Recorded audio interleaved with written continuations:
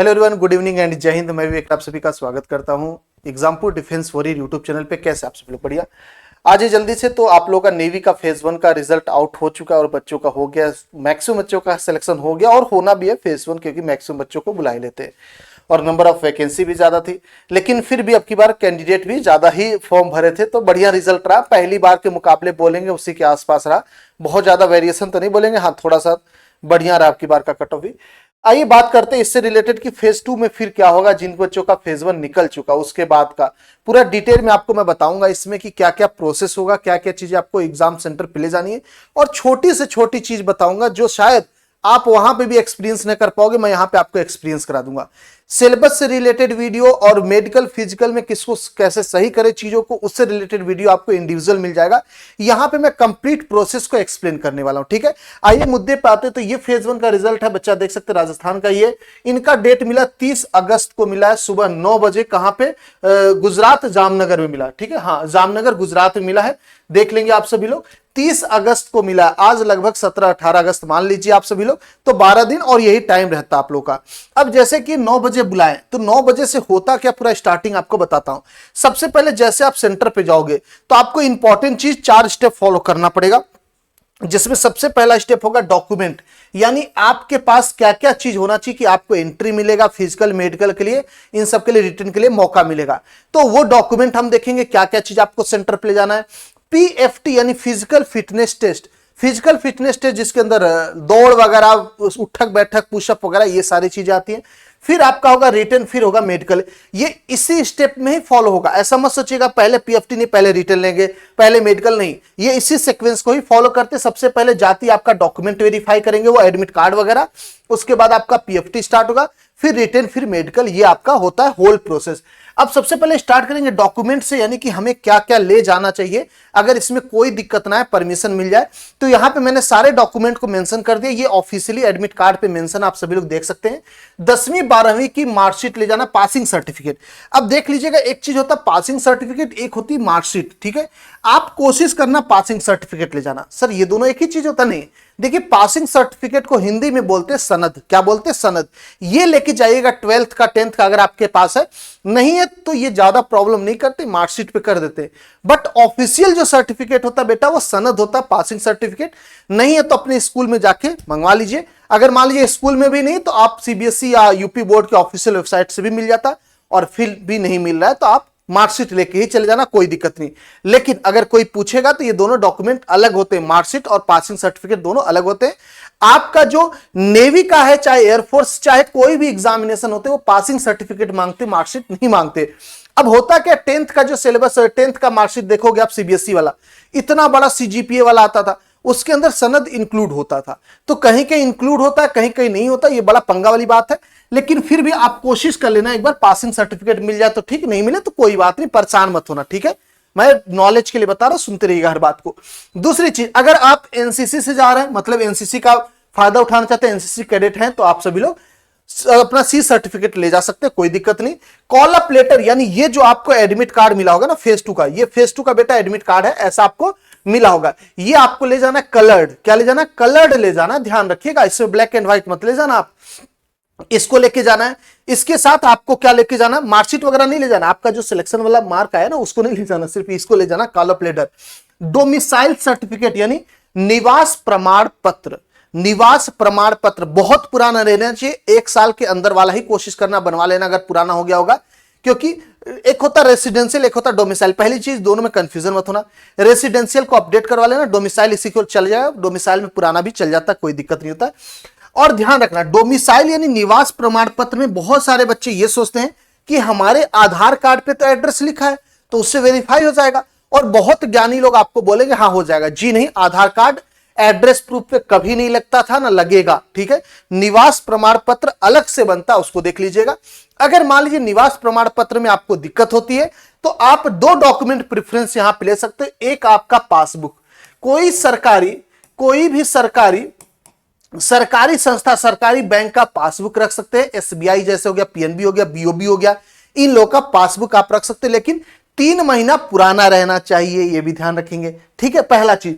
आजकल तो कोई भी पासबुक चल जाता है बैंक का 3 महीना पुराना, अगर डोमिसाइल आपके पास नहीं बन पा रहा, नहीं मिल पा रहा है, हालांकि अगर अप्लाई करोगे तो 1 हफ्ते तक आपका मिल जाएगा अगर सोर्स लगाओगे तो, ठीक है। दूसरा चीज इसके साथ साथ एक और अटैच करना पड़ेगा, जैसे कि वोटर आईडी। क्या चीज? Voter ID. ये दोनों सेम एड्रेस के साथ रहेगा तो भी डोमिसाइल का काम कर देता, रिप्लेस कर देता, कोई दिक्कत नहीं होती। कोशिश करना आप निवास प्रमाण पत्र यानी कि डोमिसाइल बनवा लेना, ओके। इसके बाद बात करेंगे हम लोग, आधार कार्ड आपको लेके जाना है, पैन कार्ड नेसेसरी है। पैन कार्ड बहुत नेसेसरी, क्योंकि जब आपका सिलेक्शन हो जाता है तो वहां पे अकाउंट खुलता है, और बिना पैन कार्ड के आजकल अकाउंट नहीं खुल रहा है, तो इस चीज का भी ध्यान देंगे। और जो बच्चे कहीं सोचते हो कि पैन कार्ड सर हमारी एज कम है कैसे बनेगा, भैया पैन कार्ड माइनॉरिटी का भी बनता है, यानी 18 साल से कम उम्र के बच्चों का भी बनता है, तो बनवा लीजिएगा, नहीं बनाए तो लेके जाना जरूरी है पैन कार्ड। और 6 पासपोर्ट साइज ये फोटो मांगे तो आप 10 रख लीजिएगा। नॉट ओल्डर देन 3 मंथ, यानी 3 महीने से पुराना नहीं रहना चाहिए। सर जो फॉर्म भरे थे वही वाला, हाँ वही वाला ले जाइए। अगर आप जो फॉर्म भरते वक्त फोटो लगाए थे उसमें 3 महीना से पुराना हो चुका है तो नया फोटो खिंचवा लीजिएगा, ठीक है। 3 महीना का मतलब क्या है? जैसे आपको 30 अगस्त को बुला रहे, ठीक है, 30 अगस्त को बुला रहे तो अप्रैल, मई, अगस्त, जून, जुलाई, ठीक है, मई से ले लीजिए, मई से, यानी 30 मई, अप्रैल, 30 अप्रैल से ले लीजिए, ठीक है। 30 अप्रैल से लेके 30 अगस्त के बीच का रहना चाहिए। 30 अप्रैल 2023 से लेके, ठीक है, अप्रैल हो गया, मई, जून, जुलाई, नहीं 31 अप्रैल, एक सेकेंड, 1 मई, अप्रैल, मई, जून, जुलाई, 30 मई, 30 मई ले लीजिएगा, ठीक है। 30 मई 2023, 30 मई से 30 जून, 30 जुलाई, 30 अगस्त, हाँ ये सही है, ठीक है। 30 मई 2023 से लेके 30 अगस्त 2023 के बीच का ही रहना चाहिए। इससे पुराना है तो चेंज कर दीजिए इसको, भले आप फॉर्म में लगाए तो फिर भी चेंज कर दीजिए, ठीक है। अब इस पे डाउट ना रहे, तो ये आपको डॉक्यूमेंट के तौर पे आपको लेके जाना, जिसको चेक किया जाएगा, जिसको यूज किया जाएगा, ठीक है। इसके बाद आता है सेकेंड स्टेप आपका पीएफटी। तो 9 बजे से मान के चलिए आपका एंट्री हो जाता है, कितने बजे? 9 AM पे आपका एंट्री होता है और डॉक्यूमेंट वगैरह ये सारी चीजें होती हैं। इसके बाद 3 घंटे, लगभग 3 घंटे के बाद, यानी कि 12 बजे से आपका दौड़ वगैरह स्टार्ट हो जाता है। 12 बजे से आपका दौड़ वगैरह स्टार्ट हो जाता है, जो कि एक धूप रहेगा उस वक्त, धूपलहरी में होता है पूरा, और ग्राउंड में होता है मैक्सिमम केसेस में आपको बता देता हूं, ग्राउंड जो होता है 400 मीटर का होता है। कितने मीटर का? 400 मीटर का होता है, चाहे दिल्ली का हो चाहे जामनगर का, इन सभी का लगभग जो एक्सपीरियंस है 400 मीटर का ही है। तो 3 चक्कर आपको इसका लगवाएंगे, ठीक है। 3 चक्कर 4 चक्कर जो भी हो जाए, क्योंकि ये डिपेंड भी करता है, कहीं कहीं ज्यादा भी रहता है, 400 मीटर से ज्यादा ही रहता है, 400 मीटर से छोटा नहीं रहता, तो 400 मीटर प्लस बोल दिए। 3 से 4 चक्कर जो भी लगेगा आपका लगाएंगे। अब आइए इसमें क्या क्या करना होगा आपको। 1.6 किलोमीटर यानी 1600 मीटर आपको दौड़ना है। कितने मिनट में? 6.5 मिनट में। ये पूरा टाइम देते, ठीक है। 6.5 मिनट आपको पूरा मिलेगा, कोई दिक्कत नहीं है।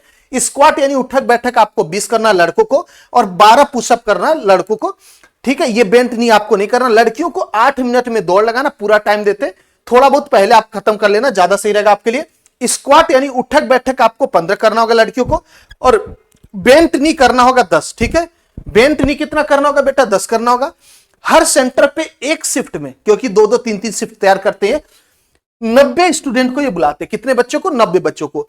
और 20% का एक ग्रुप बनाते दौड़ वगैरह करने के लिए, क्योंकि पूरा भीड़ नहीं दौड़ती, लिमिटेड ग्रुप का जाता है, ये ग्रुप दौड़ा, ये ग्रुप दौड़ा, ऐसे करके, ठीक है।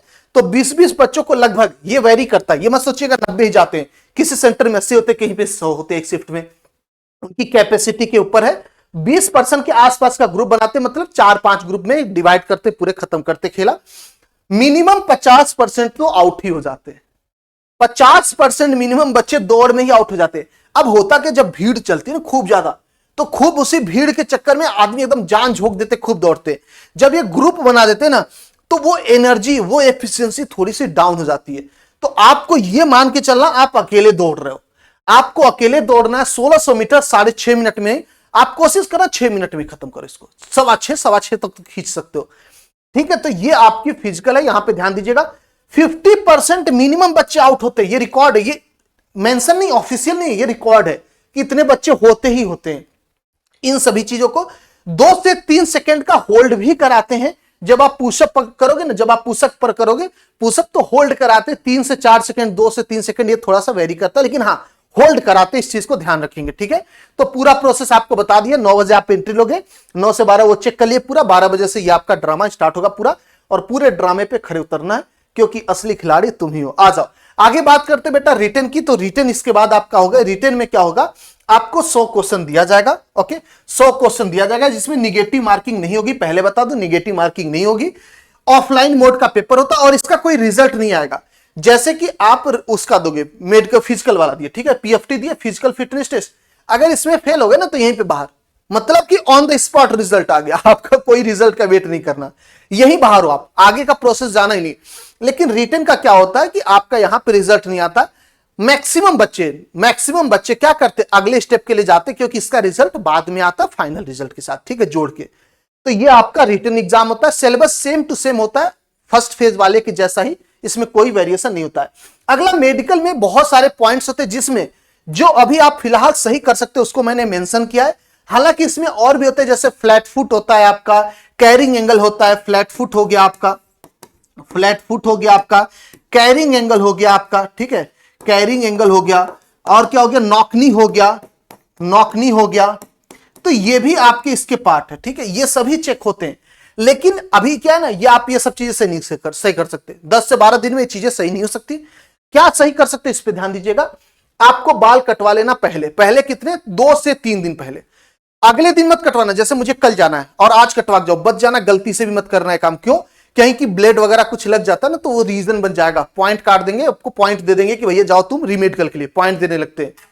तो ये चीजों से आपको बचना है, ठीक है। क्या करना है, बाल पहले कटवा लेना, कम से कम 2 दिन पहले, 2 से 3 दिन पहले बाल कटवा के जाना अच्छे से, ठीक है। दूसरा चीज, कान एकदम साफ रहना चाहिए। और कान साफ करने के लिए जरूरी नहीं मेडिकली डॉक्टर के पास जाओ, मम्मी पापा को भी दिखा सकते, मम्मी साफ करती थी बचपन से, आप उनसे भी साफ करवा सकते हो। लेकिन ध्यान रहे, जब डॉक्टर के पास जाते हो तो ये वैक्स करता है, क्या करता है, वैक्स यूज करता है, जिससे कहीं ना कहीं थोड़ा सा स्किन वगैरह पे लगने की शंका होती है, तो वहां पे डॉट बन जाता है, स्पॉट बन जाता है। तो उसके लिए अगर डॉक्टर के पास जाते हो तो 3 डेज पहले जाना, ठीक है, 3 डेज पहले आपका जाके डॉक्टर से ईयर क्लीन करवा लेना, मेडिकली क्लीन हो जाता है। इसके बाद टीथ, दांत वगैरह साफ रहे। दांत वगैरह साफ के लिए प्लाक्स वगैरह भी आता है, उसको अंदर खाना वगैरह ना जमा रहे और अंदर कहीं कुछ मसूड़ वगैरह सूजा ना हो, देख लीजिएगा, क्योंकि कभी कभी होता है आप वहां जाते फिर सूज जाता है। दांत वगैरह साफ करवा लीजिएगा, डॉक्टर को दिखा दीजिएगा, डॉक्टर आपको बता देगा। ओके, अगर मान लीजिए कहीं पे पॉइंट मिल जाता आपको, तो रीमेडिकल के लिए आपको 21 दिन का टाइम रहता है, और 21 दिन के बीच में कभी भी आप जा सकते हैं, जरूरी नहीं कि 21 दिन बाद जाना या इसी दिन जाना, उसके बीच में आप कभी भी जा सकते हो। तो ये रहा आपका मेडिकल। इसके बाद flat foot, carrying angle, knock knee, ये मेजर होते हैं। हालांकि और चीजें भी देखी जाती है, आपकी नाक वगैरह भी देखा जाता है, अगर मस्सा वगैरह यहां पे तो ये भी दिक्कत करेगा, आंख वगैरह चेक किया जाता है। जो मेजरली मैंने वो मेंशन किया जो सही किया जा सकता है। इसके अंदर आई भी चेक होता है, ऐसा नहीं कि आई नहीं होगा, नोज भी चेक होगा, सब कुछ होगा। अभी फिलहाल हम ये सही कर सकते हैं, हम आंख नहीं सही कर सकते 12 दिन के अंदर, 10 दिन के अंदर, लेकिन हाँ हम लोग ये काम कर सकते हैं, अपना दांत सही कर सकते हैं, बाल कटवा सकते हैं, कान साफ कर सकते हैं, इवन नोज भी देख लीजिएगा, अगर बाल वगैरह निकला होगा तो नोज वगैरह भी साफ करवा लीजिएगा। तो ये है ओवरऑल आपका मेडिकल रिव्यू। तो उम्मीद करते हैं आपको पूरा समझ में आ गया होगा प्रोसेस, और ये पिछली बार के एक्सपीरियंस पे सेम टू सेम यही रिफ्लेक्ट होगा आपको अब की बार। ओके, तो बहुत सारी चीजें मेरे हिसाब से आप सभी को क्लियर हो गई होंगी। मैं वापस से रिपीट कर देता हूं, जैसे आप एंट्री लोगे बेटा, आपको सबसे पहले अपना डॉक्यूमेंट यानी ये जो एडमिट कार्ड वगैरह आपको मिला है ये दिखाना होगा, बाकी जो डॉक्यूमेंट होगा उसके बाद आपका पीएफटी यानी दौड़ स्टार्ट कर देंगे, फिर पुशअप, उठक बैठक, ये सारी चीजें होंगी, फिर आपका रिटन एग्जाम होगा, फिर मेडिकल, और फिर वहां से आप ये मान चलो सुबह 9 बजे जाओगे ना अंदर, किसी भी सेंटर, जामनगर चले जाओ, दिल्ली, कहीं मतलब कहीं भी चले जाओ आप, कुछ नहीं तो शाम को 7 बजे पहले तो बाहर ही नहीं आओगे, अगर आप फाइनल तक हो रहे हो तो, ठीक है। फाइनल तक हो रहे हो तो शाम को 7-8 बजे के बाद, कभी कभी 9-10 बज जाता है, बच्चों को 9 तो बज ही जाता है, सच बताओ तो आते आते। तो सुबह 9 बजे, और सारा चीज एक ही दिन होगा, ये मत सोचना डेली बुलाएंगे, अगले दिन ये करो, अगले दिन ये करो, एक ही दिन सब कुछ होने वाला।